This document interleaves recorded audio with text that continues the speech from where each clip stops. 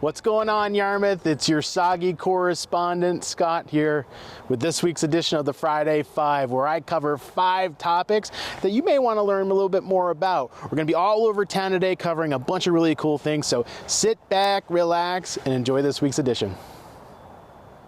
Number 1. Now, have you ever thought to yourself, boy, I wish I had more to do on Wednesday and Thursday nights, but do I have a deal for you? Right now, nomination papers are available for a few leadership positions here within the town of Yarmouth. That'll be up on the upcoming June ballot. We've got 2 3-year terms on the town council, 2 3-year terms on the Yarmouth School Committee, and 1 3-year term on the Yarmouth Water District Board of Trustees. So if you want to be on the ballot, all you got to do is get 25 qualified signatures, and that is 25 signatures from your friends and neighbors who are registered voters here in Yarmouth.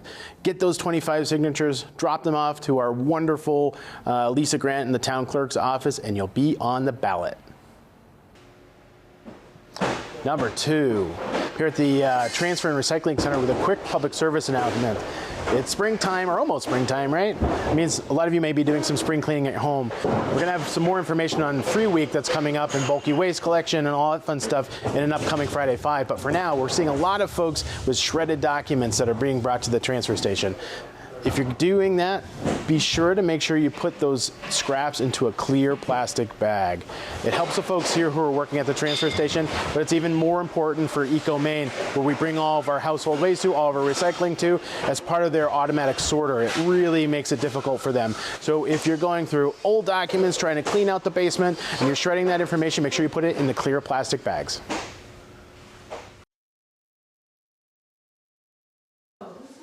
Number 3, I'm here with Mr. L Squared.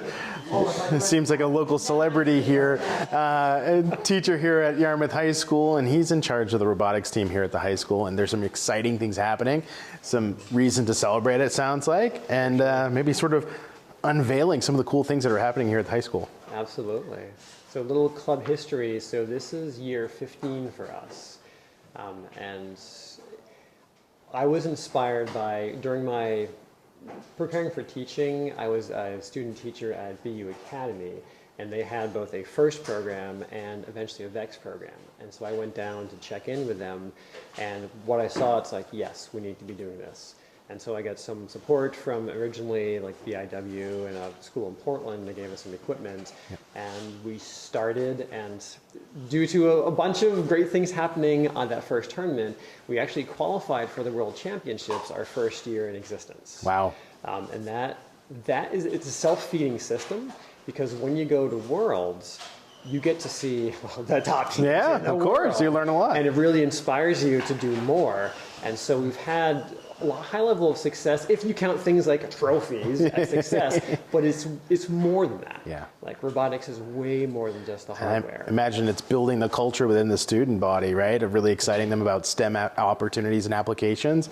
And I mean, these are incredibly bright students that I could only wish I could have been like in high school, but are really going to be future leaders here in Yarmouth and throughout the state. So that's amazing stuff. So speaking of World Championships, we're headed there again? We are. So one of our teams has qualified for the World Championships by being the tournament finalist. Great. The kind of tragic part of that story is 2 of our teams were facing off in the semifinals, and that meant only one of them. 2 team enters, only 1 team leaves. Like, that's a bummer. So I was going to Texas either way, but they were like, only one of them can go.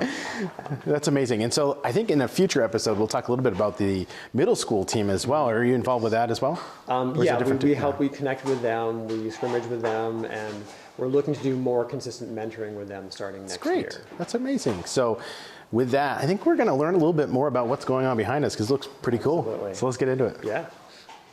I'm here with Adlai, who's one of the team members here. Are you going to Dallas? No. Not quite? Unfortunately, we're the team that went against them. Oh no! Well, it still looks like amazing things. Yeah. Tell us, what's going on back here, and what are you doing? Okay, so this is the 24-25 season game, VEX High Stakes.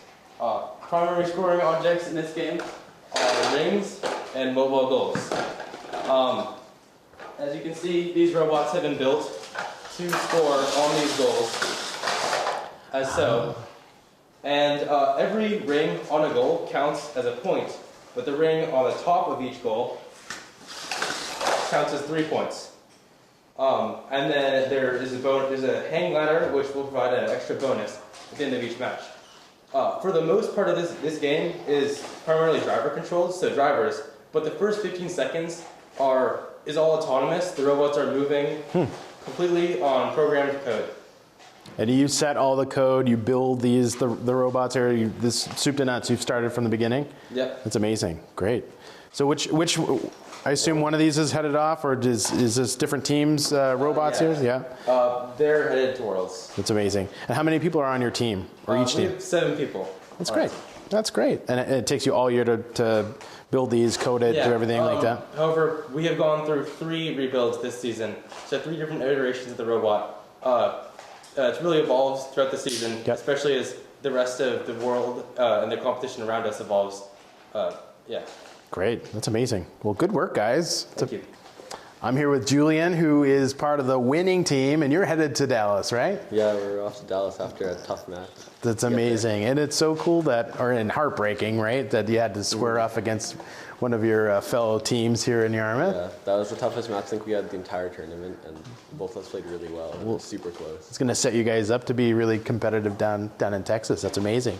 So in addition to building these cool things, talk to us a little bit more about some of the skills that you're building in this club and some of the other things you're doing within the school. Right. Aside from us building it, you have to design it and think of ideas. So, some of the most important parts is first figuring out the problems. As Adelaide described, scoring on the mobile goals and wall sticks is very important, and then figuring out how to do it, and creating basically matrices by finding the different mechanisms to do the things. Like, for example, there's this one, but there's also other mechanisms to score on the wall sticks, and so figuring out what our priorities are, and then comparing them to each other based on those priorities. So, for example, for us, speed and being able to tip other mobile goals with this was really important, so I always landed on this mechanism. That's great. And you sort of continually refine it based on what your needs are and how it performs. That's great. The entire season, it's all about testing, refining, improving, and repeating the entire process. That's amazing. How long have you been doing robotics here in Yarmouth? I've been doing it for 5 years. Wow. So all the way down. What year are you in school this year? I'm a sophomore. Sophomore. Wow. So it's amazing. Yeah, it shows you the amazing work that's happening, feeder systems all the way through for the middle school, all the way through the high school, and really preparing you guys for big things. Yeah. Well, thanks, Julian. Appreciate it. Yeah. Thank you. So this isn't possible without some financial support, right? Because it's a really fun and exciting, but probably expensive pastime. Indeed, it is. And at the high school, we've had the privilege of having a sponsor since almost the beginning, Brooks Automation.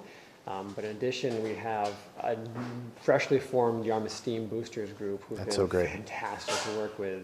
And sponsors of them, Swift Current Energy, Bath Savings Bank, Trillium Engineering, Hancock Lumber, Maine Biz, Dugas Trucking and Excavating, Sebago Technics, and the Yarmouth Education Foundation. And the Steam Boosters are actively looking for some contributions to help the successful winning team here make their way down to nationals, right? Yes. Or worlds, I should Worlds, say. of course. So we're going to have a link down at the bottom if you're interested in donating to that. It's a really phenomenal experience, and it sounds like we've got a really great chance of bringing home some more hardware. We can hope. The world is big. That's right. The world is a big place. Well, thanks again for having us, and this is a really exciting stuff. This is the type of stuff that we want to try to highlight. Things that maybe folks, unless you're here at the high school, may not know much about, but really phenomenal work, and congratulations. Okay, thank you for coming. Of course. Number 4, starting on Monday, many of our local roads here in Yarmouth will be posted for overweight vehicle traffic. We do this every year because during the thawing season of springtime, we see the roads start to heave, and those big trucks can do an enormous amount of damage on the roadways. So we've got it starting this upcoming Monday, March 10th. It's going to last all the way until May 1st, or if the weather cooperates and things dry out a lot quicker, there's a chance that we could pull those postings early. But right now, we've got it until May 1st. If during the road posting you have a special circumstance that require heavy traffic to be on your local roads, make sure you reach out to our Public Works Department. Information is on our homepage at yarmouth.me.us. There, weather permitting, and if the conditions are right, they may grant you a permit to do the work that you need to do, but always make sure you check in with Public Works before you do that. Number 5. For those of you who decided, you know what, running for public office probably isn't for me, but I love watching the meetings, we've got a new option for you.